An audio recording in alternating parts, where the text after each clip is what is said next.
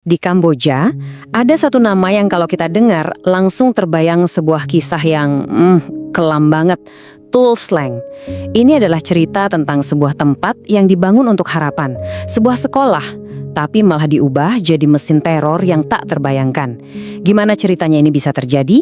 Yuk kita telusuri kisah kelamnya. Nah, ini dia inti dari tragedi ini. Di satu sisi, kita punya sebuah sekolah, tempat anak-anak belajar dan bermimpi. Di sisi lain, bayangan yang paling gelap, penjara keamanan S21, sebuah pusat interogasi dan pemusnahan. Pertanyaannya, kok bisa sebuah tempat penuh harapan berubah jadi ladang pembantaian? Untuk menjawabnya, kita harus paham dulu siapa rezim di baliknya. Semua ini akarnya cuma satu, sebuah visi radikal dari rezim yang mengubah wajah Kamboja selamanya, Khmer Merah. Jadi, ceritanya dimulai tahun 1975. Khmer Merah di bawah pimpinan Pol Pot berhasil menguasai Kamboja. Tujuan mereka, kedengarannya ambisius, menciptakan masyarakat agraris yang murni. Tapi cara mereka buat mencapai itu, ya dengan penghancuran total. Pendidikan, agama, ekonomi, semua struktur sosial lama harus dimusnahkan. Cuma dalam 4 tahun yang brutal, rezim ini akhirnya runtuh, tapi meninggalkan jejak kematian jutaan rakyatnya sendiri. Nah, buat memaksakan visi ekstrem ini, jelas nggak boleh ada yang beda pendapat. Makanya, rezim ini membangun jaringan penjara di seluruh negeri. Tujuannya untuk melenyapkan siapapun yang mereka cap sebagai musuh negara. Dan salah satu penjara itulah yang jadi pusat cerita kita kali ini. Oke, sekarang mari kita lihat lebih dekat lagi. Gimana sebuah bangunan biasa di ibu kota Phnom Penh bisa diubah dari simbol harapan menjadi lambang kengerian. Namanya Tuol Sleng. Dulu ini adalah sekolah menengah yang ramai, tapi oleh Khmer Merah, tempat ini diberi nama kode rahasia, S21, alias Penjara Keamanan 21. Di balik nama yang terdengar biasa aja itu, tersembunyi sebuah operasi pemusnahan yang sangat mengerikan. Perubahannya gila, brutal banget, dan sangat terencana. Ruang-ruang kelas yang harusnya jadi tempat belajar, disekat-sekat jadi sel sempit yang pengap. Jendela-jendelanya ditutup pakai jeruji besi dan kawat berduri. Tempat yang harusnya jadi sumber pencerahan ini diubah total menjadi benteng keputusasaan, di mana para tahanan dirantai langsung ke lantainya. Terus apa sih yang sebenarnya terjadi di balik tembok S21? Mari kita lihat lebih dalam sistem penyiksaan yang mereka bangun di sana. Yang bikin S21 ini mengerikan banget itu birokrasinya. Ini bukan kekerasan acak, tapi sebuah sistem yang rapi. Semuanya dimulai dengan penangkapan, biasanya dengan tuduhan palsu, lalu dokumentasi dan foto. Habis itu, interogasi dan penyiksaan brutal buat maksa tahanan mengaku.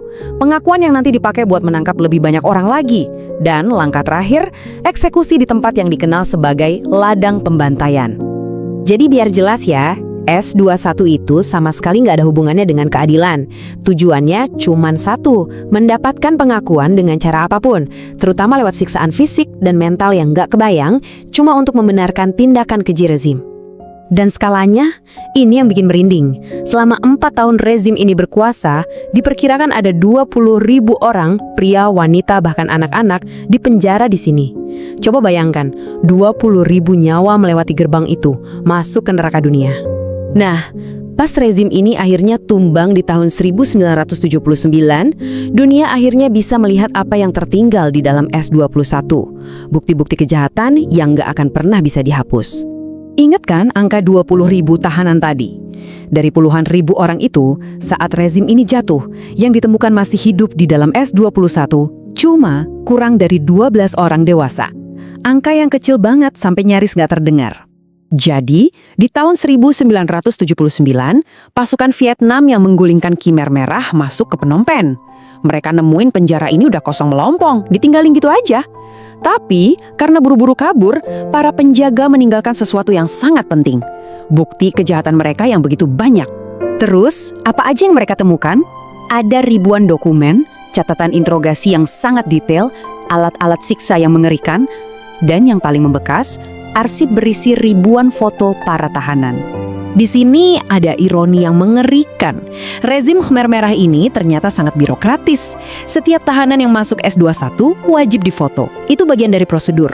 Mereka nggak sadar, justru prosedur dingin dan kaku itulah yang akhirnya jadi bukti paling kuat atas kejahatan mereka sendiri.